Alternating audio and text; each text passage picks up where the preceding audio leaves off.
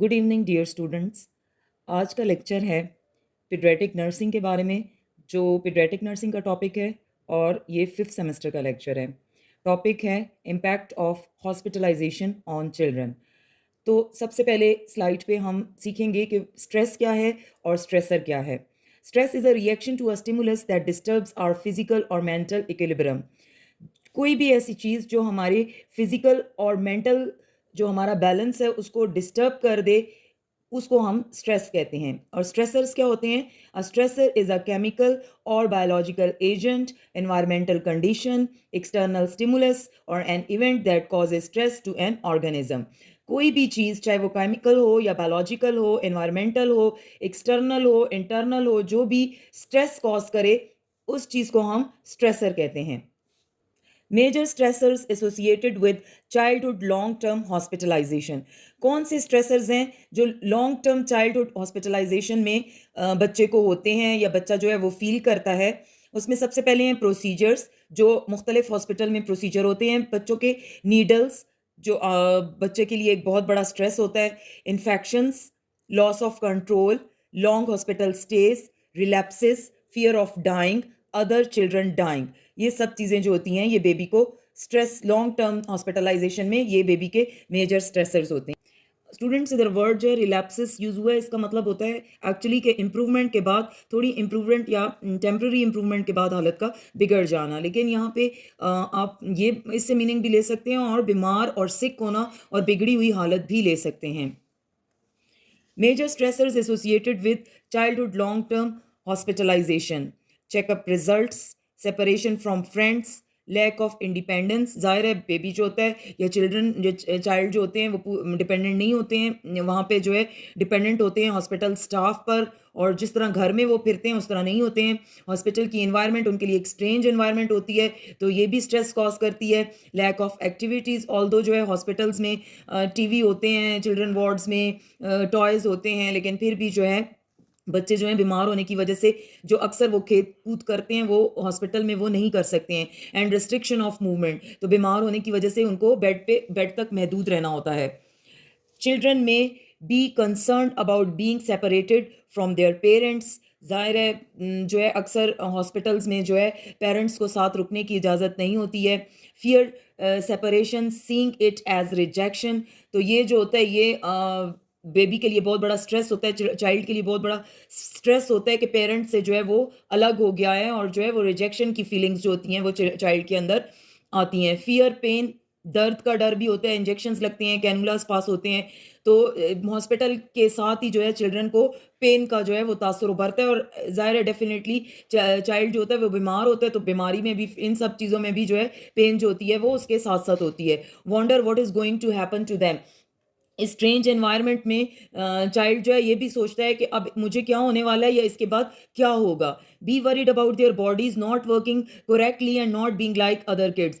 उसको ये परेशानी भी होती है कि अब उसका जिस्म जो है वो ठीक तरीके से काम नहीं कर रहा और वो बाकी बच्चों से डिफरेंट फील कर रहा है या बिहेव कर रहा है। Not understand how something that hurts can actually help them get well. उसको जो है इस चीज़ की समझ नहीं आ रही होती कि क्या चीज़ जो है उसको जो है एक्चुअली हर्ट कर रही है या तकलीफ दे रही है, और वो किससे मदद ले। Be afraid of being left in hospital, उसको ये भी डर होता है कि कहीं उसको हॉस्पिटल में ही ना छोड़ दिया जाए। रिग्रेस, सख्त हम, वेट बेड वांट बॉटल, जो है वो इसमें इस टेंशन में जो होता है चिल्ड्रन अक्सर जो है अपने थंब को जो है वो सक करते हैं, अक्सर जो है बेड पे यूरिन पास करते हैं और बार बार जो है वो बॉटल की डिमांड करते हैं कि हमें जो है दूध दिया जाए, दूध के लिए रोते हैं।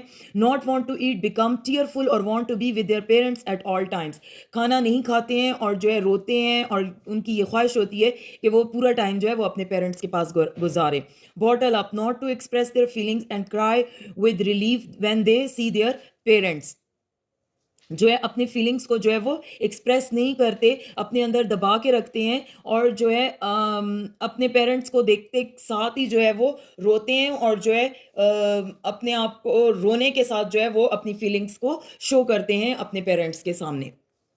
Children and families may feel apprehensive, ज़ाहिर है जिनका बच्चा हॉस्पिटल में एडमिट होता है और वो बच्चा दोनों जो है बेचैनी फ़ील करते हैं, डिस्ट्रेस में होते हैं, डिप्रेशन में होते हैं, बेबी जो है वो लोनली फ़ील करता है, अकेला महसूस करता है, अफ्रेड ज़ाहिर है छोटे बच्चे जो हैं वो हर नई सिचुएशन में जो है वो को में जाने से वो डरते हैं, वरिड परेशान होते हैं, हेल्पलेस बेयारो मददगार अपने आप को फ़ील करते हैं और गुस्सा आता है उनको, फ्रस्ट्रेशन होती है, एंग्री होते हैं और ये सिर्फ चिल्ड्रन नहीं उनकी फैमिलीज़ भी फ़ील करती हैं।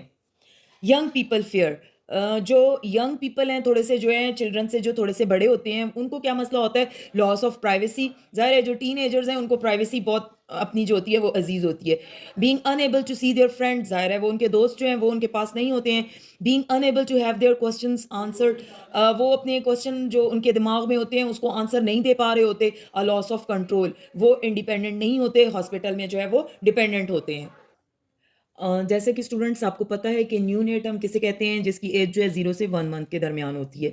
इसमें जो है प्राइमरी कंसर्न जो होता है बेबी का वो बॉन्डिंग होता है यानी कि वो किसके साथ वो अटैच है। तो हॉस्पिटल में जो ये बॉन्डिंग है ये उसकी मिसिंग हो जाती है, ट्रस्ट जो है वो मिसिंग हो जाता है और जो उसकी सेंसरी और मोटर जो उसके वो सेंसेस होते हैं वो डिप्राइव्ड हो जाते हैं यानी कि वो लॉस हो जाते हैं उस स्ट्रेंज एनवायरनमेंट की वजह से कि जिसमें क्या-क्या है, टैक्टाइल है विजुअल है, ऑडिटरी है, काइनेस्थेटिक है, सेंसरी ओवरलोड। ये चीज़ें जो होती हैं, ये बेबी जो है हॉस्पिटल में फ़ील करता है और उसका रिएक्शन क्या होता है न्यूनेट का कि impairment of parent infant attachment. जो पेरेंट इन्फेंट अटैचमेंट है, वो इससे मुतासिर होती है।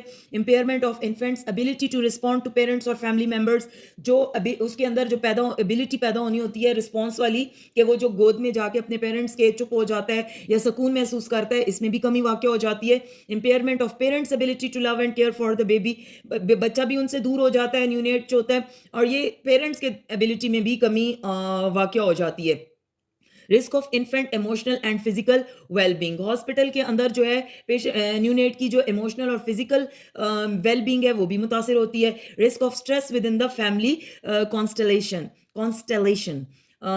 इसमें जो है risk of stress with in the family constellation तो वो जो एक फैमिली की बॉन्डिंग होती है वो भी स्ट्रेस में आ जाती है जो फैमिली मिल के रहती है तो जब न्यूनेट जो है वो हॉस्पिटल में होगा तो वो भी इससे मुतासर होगी उससे भी स्ट्रेस होगा नर्सिंग इंटरवेंशन हम क्या इकदाम करेंगे इसके लिए provide care with in a family centred context कोशिश ये की जाती है कि जो बेबी न्यूनेट को केयर दी जाए वो फैमिली सेंटर्ड हो उसको उसकी फैमिली से जो है वो जुदा ना किया जाए और अक्सर जो है नर्सरी में जो है मदर को बेबी के साथ अगर मदर जो है सिक नहीं है तो जो है उस मदर को जो है वो उसको परमिशन दी जाती है नर्सरी के साथ एक मदर रूम होता है उसमें मदर को जगह दी जाती है ताकि न्यूनेट और उसकी बॉन्डिंग जो है वो कायम रहे provide for continual contact between baby and the parents मुसलसल जो है उनका कॉन्टैक्ट जो है वो मेंटेन किया जाता है ताकि जो है उनकी बॉन्डिंग जो है वो स्ट्रांग हो मिनिमाइज आइसोलेशन एंड स्ट्रेंजर्स जो है कम से कम कोशिश की जाती है कि न्यूनेट और पेरेंट्स के दरमियान जो है या